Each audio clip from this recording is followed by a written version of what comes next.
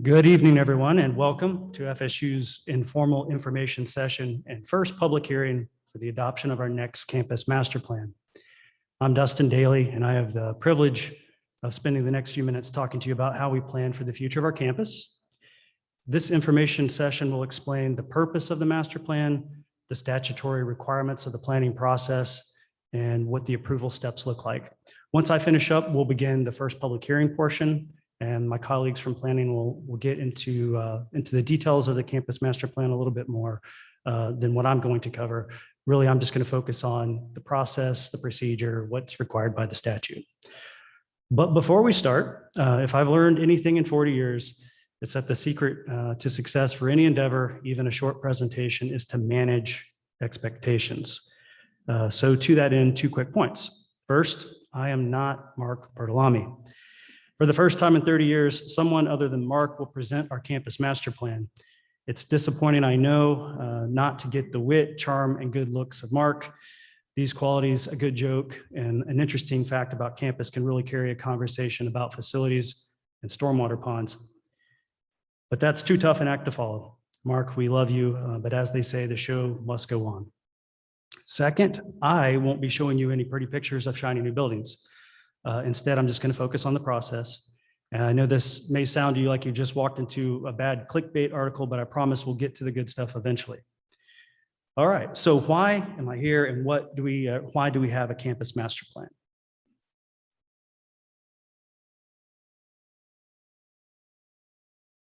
I'll go ahead and zoom all these bullet points in. Generally speaking, each public university has to adopt a campus master plan. Back in the 1980s and 1990s, Florida's rapid population growth generated tremendous pressure on the state university system to expand and build new facilities to meet the increased demand for our services. In 1993, the Florida legislature created a campus planning process for the state's public universities to follow. This statute was adopted in recognition of the unique relationship between universities and the local governments in which they're located.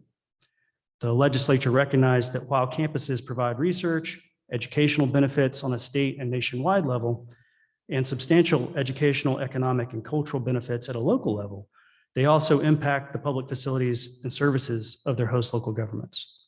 The legislature wanted to address this unique relationship and balance the needs between the university and the host local government. The end result provides predictability for future university development while ensuring coordination and compatibility with the surrounding communities. And it's legislatively mandated. So for those of you that are taking notes, this is the statutory reference to where this process that I'm talking about, where it's outlined by the legislature, and it goes into a very detailed explanation. I'll go through most of that here in the next few minutes. And if you have some questions, I'll be glad to get to those at the end. Yes, yeah. All right.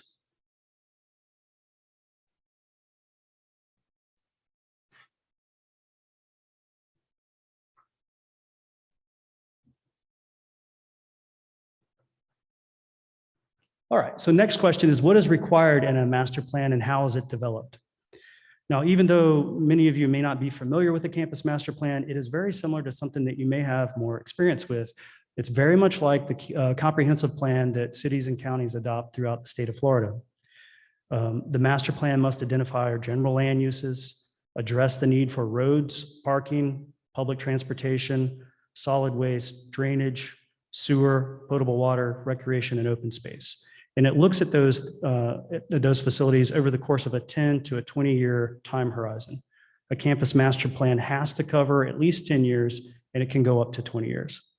Also, specifically, the master plan will look at the general location of structures, densities and intensities of use, standards for on-site development, and the preservation of historic and archaeological resources. And so all of this gets distilled down into 8 specific elements that we have to cover in our campus master plan. These are laid out in the statute. I'll go ahead and bring them all up. So I'll give you a brief description of each of these 8 elements. For the future land use element, it addresses the long-range development on campus and the coordination with land use development in the host government's boundaries. And the idea is to minimize impacts and conflicts. Capital improvements evaluates the need for public facilities identified in the campus master plan, the estimated cost of improvements to ensure that capital improvements are provided when required based on the needs identified in the plan. Housing ensures the provision of public and private housing facilities on the university campus within the host and/or affected communities to make sure that they're adequate to meet the needs of projected university enrollment. Recreation and open space, pretty self-explanatory, ensures the provision of adequate and accessible recreation facilities and open space to meet university needs. The general infrastructure ensures adequate capacity for stormwater, potable water, sanitary sewer, solid waste facilities. And this will play a key role in developing our campus development agreement, which I'll talk a little more about later. Transportation, looking at integrating different modes of travel, bicycles, pedestrian, bus, transit, motor vehicle, both on campus and in the off-campus planning study area. Intergovernmental coordination identifies a procedure for resolving any campus developments that may be incompatible with the adjacent local governments and regional and state agency plans. And then finally, conservation addresses the conservation, protection, and wise use of all natural ecosystems and natural resources on the university campus. So in addition to those 8 elements, there are also some additional elements that are elective at the discretion of both the Board of Governors and our Board of Trustees as to whether or not we include them. We do include a few of these. We have 18 elements in our current campus master plan. We'll show you a little more of those in a few minutes. So for each of those 8 elements, and more broadly for the 18 that we include, we have to include goals, objectives, and policies that implement the purpose of each element based on data and analysis. This is a reference to the Board of Governors regulation. So in addition to the statute, we also have to follow the Board of Governors regulations that add a little more detail to what we need to include in our campus master plan. So the goals, objectives, and policies describe how the university's programs and activities will be initiated, modified, and continued to implement the campus master plan in a consistent manner. So if you think of it in sort of an outline fashion, under each element, you've got multiple goals. Under each goal, you'll have an objective or multiple objectives. And then under each objective, you'll have a policy. Now, I've got an example of that pulled up if we can switch over.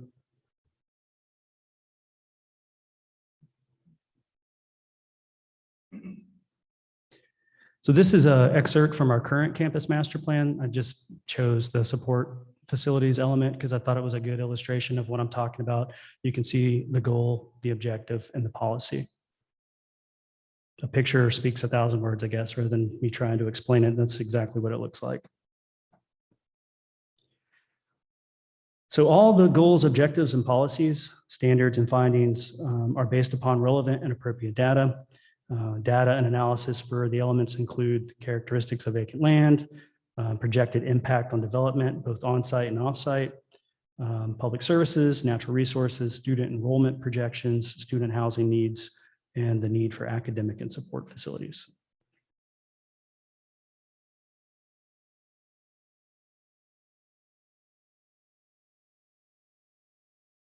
So in sum, we're taking an inventory of what we have, what we've used historically, what we think we'll need in the future, and then making recommendations on what we have to do to get there. The data and analysis will support those recommendations, and the end result looks like this. 2 volumes. One volume will have the goals, objectives, and policies. The other volume will have the supporting data, and it's a nice thick binder full of information you can see in the picture there.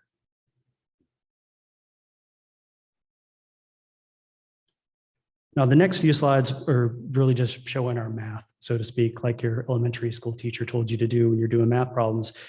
It's just going to show you how we make sure that we've covered the 8 required elements. Here they are. These are our 18 current elements in our campus master plan.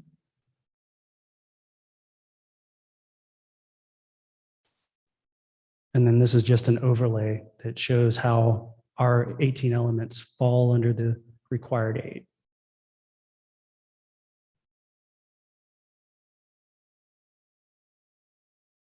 And there we check the box.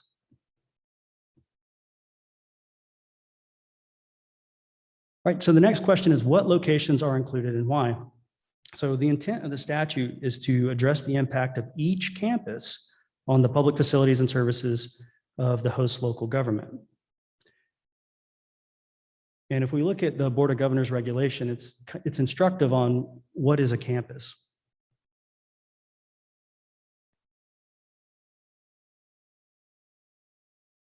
So of course, we have our main campus in Tallahassee. This is our primary site of the university here in Leon County.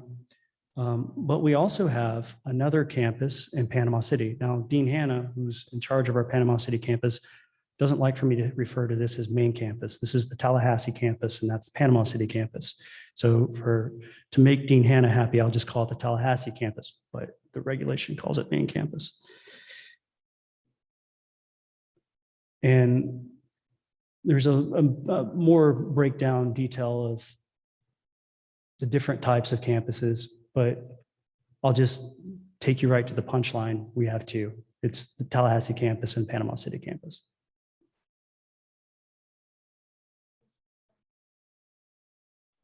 Yes. Yeah, so both Tallahassee and Panama City are going to be addressed in our campus master plan.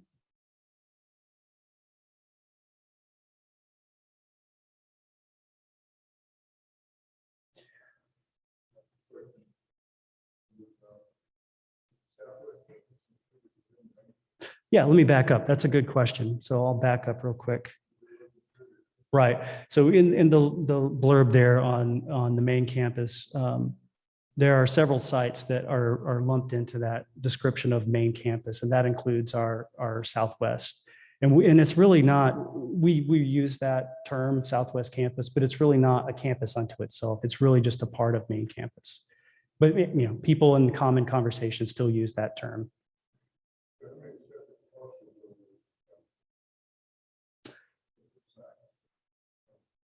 Right. Yeah, that it's treated as one cohesive property. There's not a bunch of different breakout of sites. And the only exception to what I'm saying is the College of Engineering, which we share with FAMU, and also Innovation Park, which is not part of our campus master lease. That's handled differently through the Leon County Research Development Authority.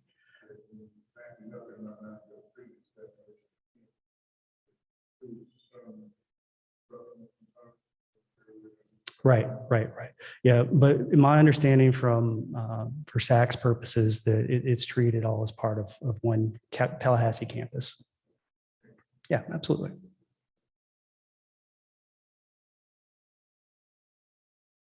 All right, so what does the approval process look like? These are the steps. We are at step 1 right now at the informational meeting. And like I mentioned at the beginning, in a few moments time, we'll open up a public hearing. And my colleagues will go into a little more detail about the contents of the plan and how we got there. So in the few days' time after we conclude the public hearing and receive any comments from the public that's here tonight or from those online that want to submit comments, we may make some additional adjustments to the plan before we send it out.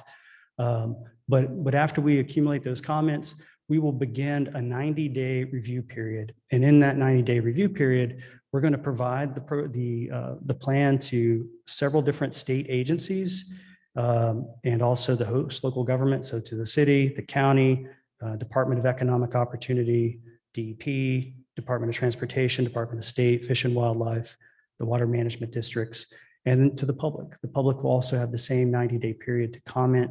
And you can participate in a number of different ways, whether it's a comment card tonight that you can submit.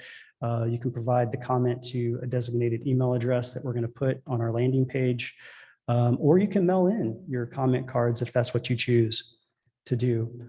At the end of that 90-day period, we'll evaluate those comments, both from members of the public and also the state agencies. We'll make any appropriate adjustments. And after we've made those adjustments, we will hold a second public hearing that will coincide with a Board of Trustees meeting. So just like you'll see at the city or county, we will have the public hearing, we'll take additional public comments. Assuming there are no substantive changes that are proposed to the plan, we'll close out the public hearing, and then our board will take action and decide whether or not to approve the campus master plan. If they adopt the campus master plan, then it begins an appeal period. We have 45 days after they adopt it to send out to anyone that is an affected person, which is anyone that makes a comment during the approval period or review period. And then after we send out the notice of adoption, there'll be 30 days for those folks to file a request for reconsideration. Now, while that review process, while that appellate period is ongoing, we will begin conversations with the city to negotiate a campus development agreement. And so you're probably wondering, well, what is a campus development agreement? And the campus development agreement is between the university and the host local government. So in this case, we'll have one agreement with the city of Tallahassee and one agreement with the city of Panama City. Those agreements will last for 5 to 10 years.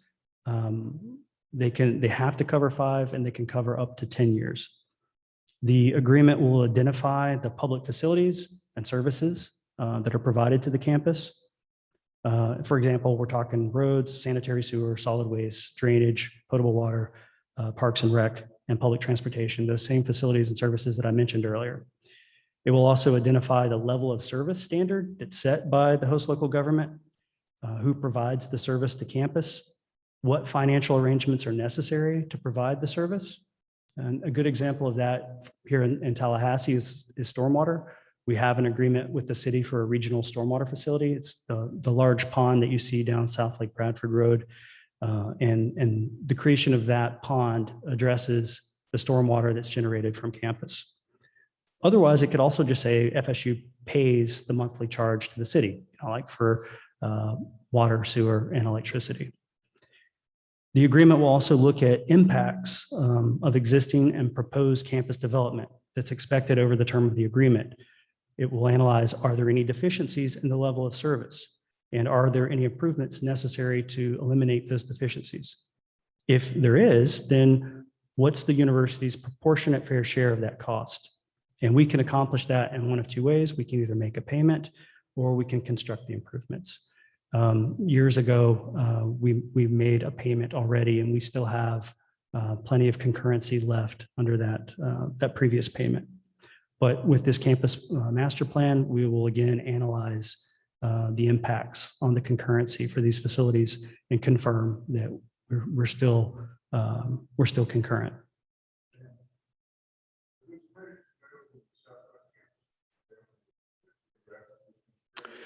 Good question. They are geographically constrained to the Tallahassee campus, but that would apply like to the traditional campus that you think of, and also the Southwest campus, which, like I said, they're really part of one main campus. And then likewise, there will be a separate agreement for the city of Panama City. Once the campus development agreement is executed, all campus development proceeds without further review by the host local government, as long as it's consistent with the adopted campus master plan. All right. And that concludes the informal information session. I did have that interesting fact. Does anyone know what the oldest building on main campus is and what year it opened? I think I heard the answer. Right, that's right. Do you know what year? It opened in 1907. 1907. And so the answer, for those online that didn't hear, the answer is Bryan Hall. It's the oldest building on campus, and it did open in 1907. And of course, I got that fact from Mark. All right, any questions? I see one hand.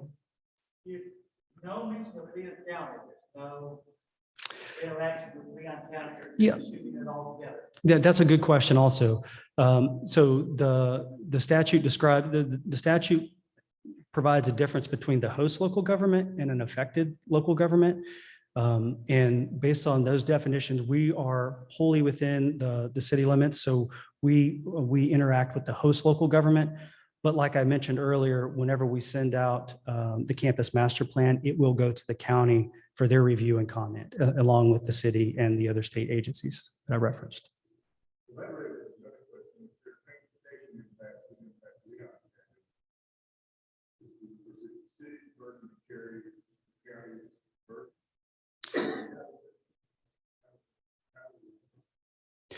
I don't know the. Right. I don't know the answer to that off the top of my head, but we'll look at that. And that's something that we'll be able to address when we start working on the campus development agreement. Anybody else have questions? Did we have any questions online? So there was one question. They said, isn't this a major amendment to an existing campus master plan and the development agreement? May want to point that out and let people know where they can look at the documentation. Right. So the question is, isn't this an amendment to an existing campus master plan or campus development agreement? And actually, it's not. This is going to be a brand new campus master plan, and there will be a brand new campus development agreement. We have existing campus development agreements with the city of Tallahassee and also with the city of Panama City. And once we adopt this new campus master plan, we will begin negotiating a brand new campus development agreement that will replace the old one. So this, now what the person that made the question, what they're probably referring to is, over the years, there are amendments to the campus master plan. You try to update your campus master plan every 5 years. So there have historically been amendments, but this is not an amendment. This will be a wholesale review and adoption of a new plan and a corresponding adoption of a new agreement. Anybody else? All right. Well, thank you very much for your time and your attention. I appreciate it. And we'll start the first public hearing here in a few minutes. Good evening, everyone. It's time for part 2.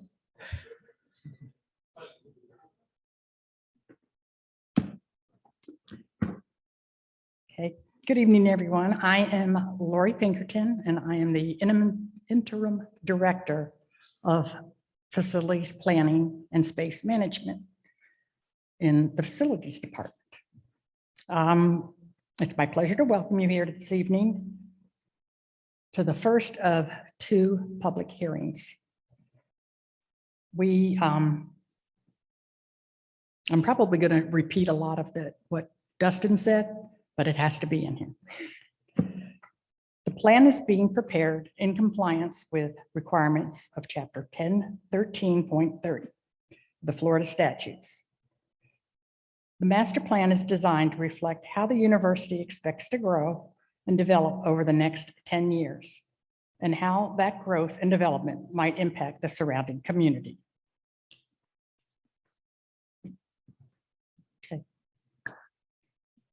Okay. Following the presentation, there will be a period for public comments and questions from the audience. Please hold your comments until then. The format of tonight's meeting will include 3 major components. First, as the university's manager of this project, I will brief you on the campus master planning process and the statutory requirements that we are required to follow. Second, I will review the university's current master plan to show you what we have constructed during this time. Third, I will present the proposed campus master plan for the Tallahassee campus, main site and southwest site, and the Panama City campus. I have some ground rules for tonight. In order to be fair to everyone and ensure that everyone who wishes to comment has the opportunity to do so, speaker sign-up cards are available at the back of the room. If you wish to speak, please fill out one of the cards. If you are joining us through Zoom, please go to the chat and indicate that you would like to speak. Then enter your name, address, email, and a comment about what you wish to address. The sign-up cards will be collected prior to the public comment period. Your name will be called and you will be asked to come to the microphone to present your comments. Depending upon the number of persons who wish to speak it may be necessary to limit the amount of time each person has to comment, but everyone has an opportunity to be heard. If this does become necessary, your cooperation and patience will be appreciated. We encourage speakers whose comments repeat or echo comments made by a previous speaker to state, for the record, the nature of their concerns and that their comments are similar to those of a previous speaker or speakers. We encourage speakers who have prepared written comments to state for the record that they have written comments and then submit the written comments as part of the official record. It is important to note that this public hearing is not a debate on the merits of the plan. If we can answer your questions, we will, but we are not here to debate or argue specific provisions contained in the proposed plan. There are administrative remedies in Florida statutes for resolving any differences, and the public hearing is not one of those remedies. To ensure that we have an accurate record of your comments, we are recording this public hearing. This is not the only opportunity you will have to comment on the proposed master plan.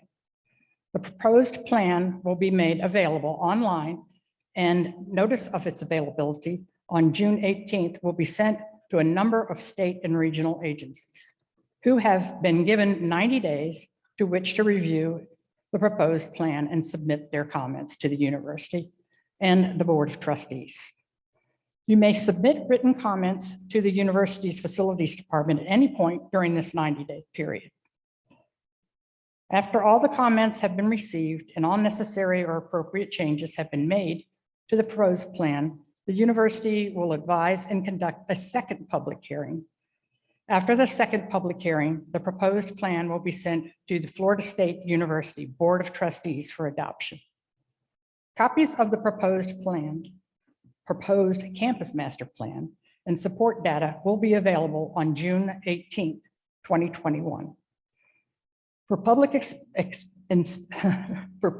inspection during normal business hours at the following locations: Facilities Planning Office located in room 109 of the Mendenhall Maintenance Building on the Tallahassee campus, the Reserve section of Strozier Library, also located on the Tallahassee campus, the Panama City Library and Learning Center on the Panama City campus. The master plan will also be available for inspection on the Facilities Planning and Space Management website. Okay, the master planning process, and this is where I'm going to start repeating stuff, a lot more stuff. While the information session that preceded this hearing explains the master planning process, for the record of public hearing, I will repeat the first few steps in this process in more detail. Chapter 101330 of the statutes describes the process by which state universities are required to develop and maintain campus master plans. The update of Florida State University's campus master plan followed these requirements. This statute states that each university board of trustees shall prepare and adopt a campus master plan for their university. The master plan identifies general land use and addresses the needs for and plans for provisions of roads, parking, public transportation, solid waste, drainage, sewage, potable water, and recreation and open space during the coming 10 years. This requirement has been translated into elements that are further defined in the Board of Governors Regulation 21 and state that the plans must contain certain required elements related to future land use, intergovernmental relations, capital improvements, recreation and open space, general infrastructure, housing, and conservation. Likewise, the legislature and regulations also allowed university to include optional elements such as architectural design guidelines. The statute also requires that before a campus master plan is adopted, a copy of the draft master plan must be made available for review to the host and any affected local governments, the state planning agency, the Department of Environmental Protection, the Department of Transportation, the Department of State, the Fish and Wildlife Conservation Commission, the applicable water management district, and the applicable regional planning council. These agencies must be given 90 days after notice of the availability of the draft campus master plan in which to conduct their review and provide comments to the university. The notice of this review period will include in the public hearing advertisement that appeared in Tallahassee Democrat and Panama City News Herald on the 3rd to allow for public comment. The statute further describes the rights that are afforded to persons affected by the campus master plan. Ultimately, the adoption of this update will continue the process. Okay, so our current master plan. We're going to look back at the start of the currently adopted master plan. This is campus main site, what our former director called the Chamber of Commerce shot. And the yellow star is a reference point to keep you oriented. Its location is on the Westcott Fountain. And we're switching this around because all the maps are laid out with north to the top. So we reoriented you here. And we have another little yellow dot or star. Westcott Fountain. Okay, now we're going backwards. Our first, I can't even see it. Our first is a slide from 2008.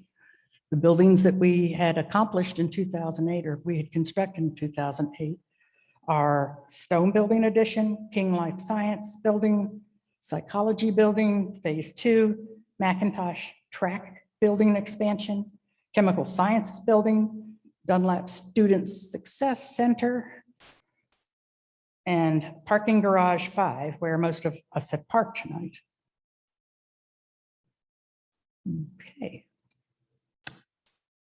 2009, we constructed Women's Soccer Softball Complex, Student Success 2, also known as the Globe, and the Turnbull Conference Center, where we are now.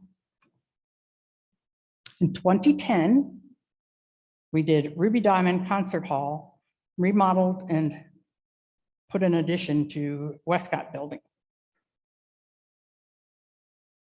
Okay. 2011, Macintosh Addition for the College of Education's Human Performance Technology, the Johnston Building expansion and remodeling. In 2012, we had a softball batting cage, Traditions Residence Hall, the Colburn Wellness Center, Parking Garage 6, which is near the stadium. There he is. Okay. In 2013, we did the Dunlap Indoor Practice Facility for football, an Honors, Scholars, and Fellows building. Okay. In 2017, we did Azalea and 2015, we did Dorman and Deviney replacement residence halls. And in 2017, we did Azalea and Magnolia new residence halls and the Black Student Union. Okay. In 2018, we did the Child Care Center Phase 1 and Phase 2. In 2019, we did EOAS. And 2020, we're now constructing the new student union, which is replacing the old student union, but it's under construction, so we just gave it stripes. Okay. The proposed campus master plan update. While the current master plan can be called an age of growth, The proposed campus master plan can be called an age of renewal. Master planning is forming a vision of what the campus might look like in the future. This is done in consultation with university divisions. Future facilities are added to support their vision. Facilities are translated into estimated size of the structure, possible locations for the structure, and what impact these facilities will have on land, transportation, infrastructure, et cetera. These impacts are reflected in the various elements of the campus master plan. Funding is not a consideration. This is a dream. Okay. Changes from the previous adopted plan, we have to tell you this because there have been no substantial changes in the direction of the campus master plan or any other areas within the elements from the current adopted master plan. Still have the same green spaces, open spaces, still going to plot along on what we were planning before. Okay. Timing. Why is it June of 2021 and we are still working on the 2020 plan? Okay, fall 2019, the administration desired that we be less ambitious in our approach to the master plan. Projects were reorganized into near term, midterm, and far term. The terms were translated into the master plan 1 to 5 year term, 6 to 10 year term, and 11+ year term.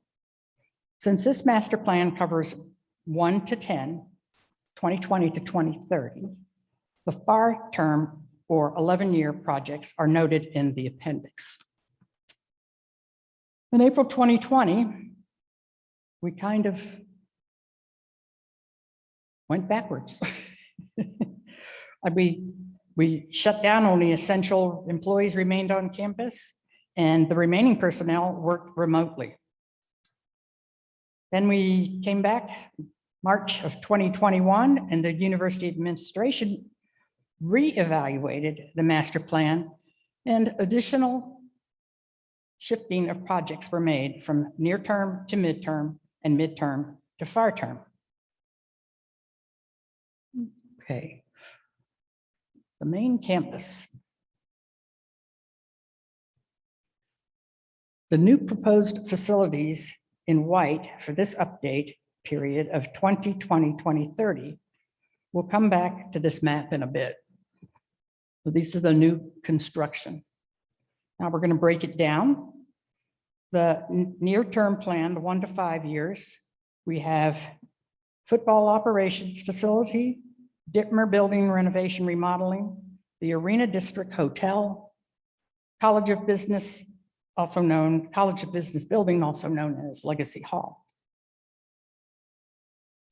The midterm plan, 6 to 10 years, shows the FSU Flying High Circus expansion to the north and to the south, University Center Building D renovation and remodeling, Tully Gym renovation, Engineering Lab remodeling, Carruthers Hall remodeling, Dirac Library Information Commons, which is a remodeling, Veterans Legacy Complex, House Wright School of Music addition, a Kellogg building remodeling and expansion, and Reimagineers Collaborative Center and a baseball training facility.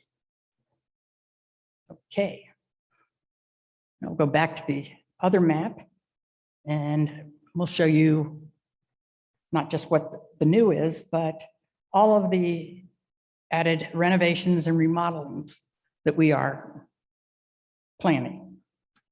Oh. There we go.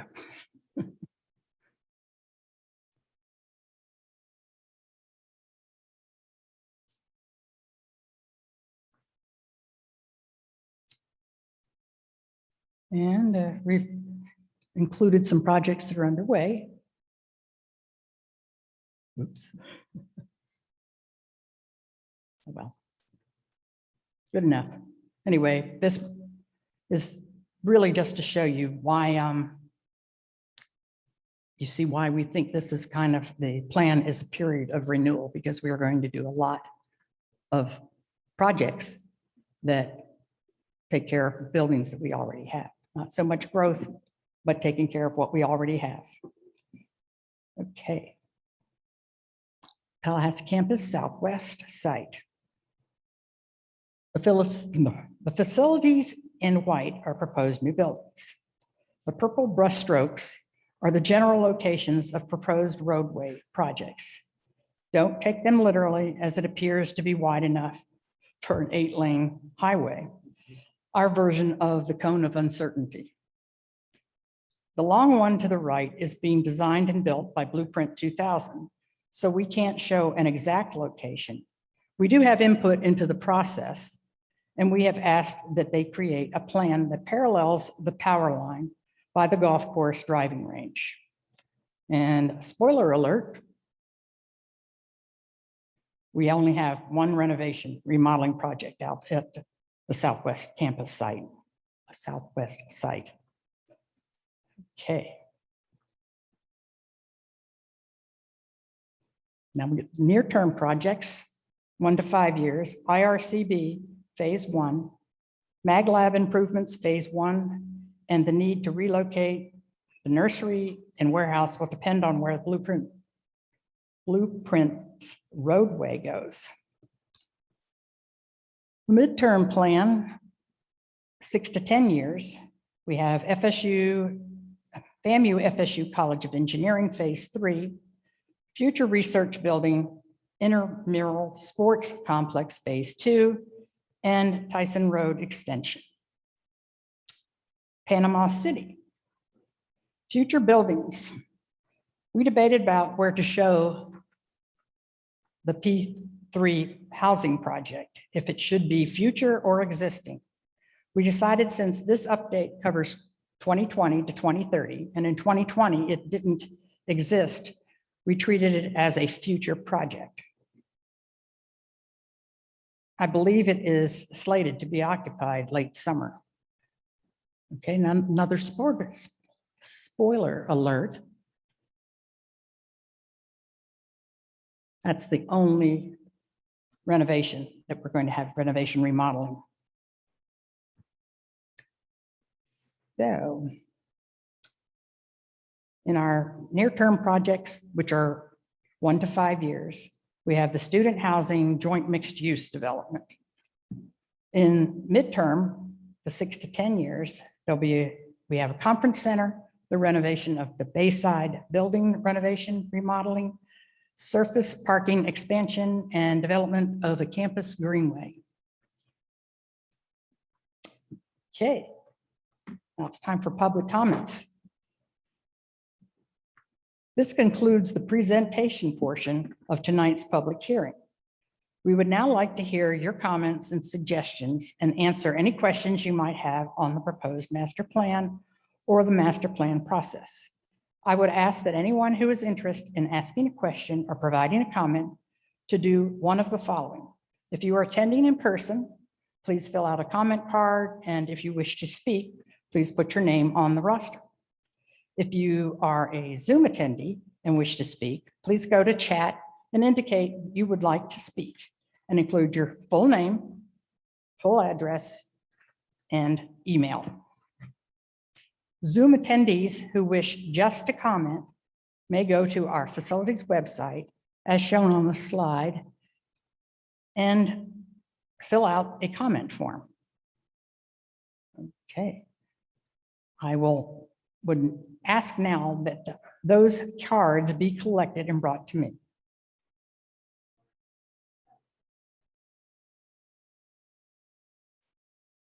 Well, you're actually supposed to come up and state your name for the recording. But sure.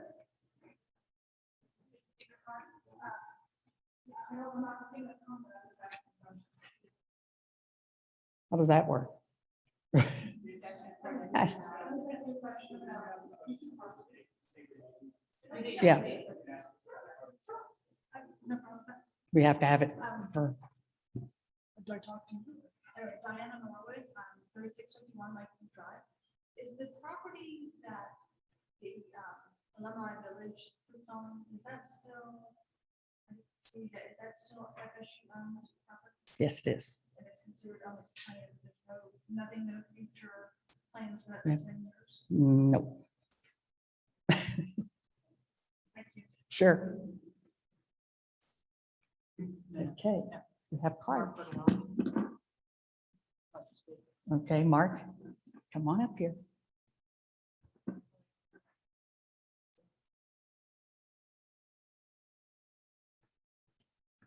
Good evening. My name is Mark Bertolami. I live at 1203 Sandhurst Drive in Tallahassee. I have a few comments and one question, so I'll do my comments. First, I'd like to thank tonight's first speaker for his exaggerated comments about my previous performance at the university and how grateful I am for them. Much appreciated. Second, I'd like to essentially congratulate the staff for putting together this plan. I know personally that a couple of years ago, we were maybe heading in a slightly different direction, but the pandemic caught everybody off guard. And I think you all have done an amazing job of trying to right fit the master plan for the circumstances we have with both COVID and the inevitabilities of the funding, which are clearly a challenge now and remain a challenge. My question though is, will I believe at the beginning of your comments, you mentioned that the projects that were beyond the 2030 will be in the appendix. Is that correct? Correct, Okay, and that will be in the information made available Right. June 18th. it'll be in the GOP. Okay, all right, that was just my question. Oh. Thank you all. Good Sure. job.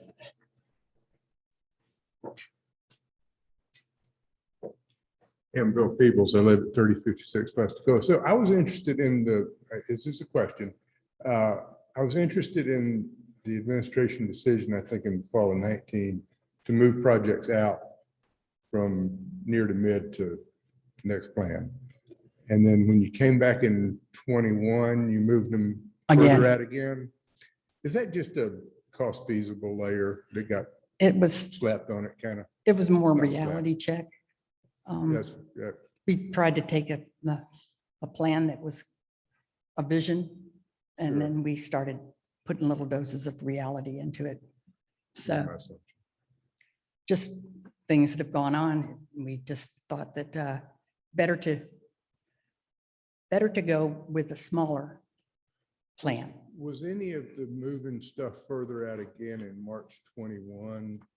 Not so much, maybe the early move had been related to anticipated funding.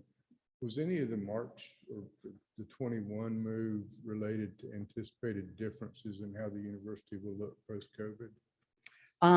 Not really. It had Okay. probably had more to do with funding sources. Yeah, which is And bad and getting worse. yeah, Thanks.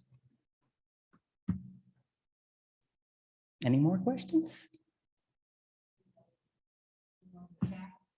Okay, I do have a question, if the recording will be available for viewing later. yes. Yes, I was just told that well, you told me. Where is he? He told me that they would do it for us, so, But I'll talk to you about how to distribute it. and the like. okay, Okay. thank you. Okay. Now we've got where to find the draft of the update, which will be available on June 18th.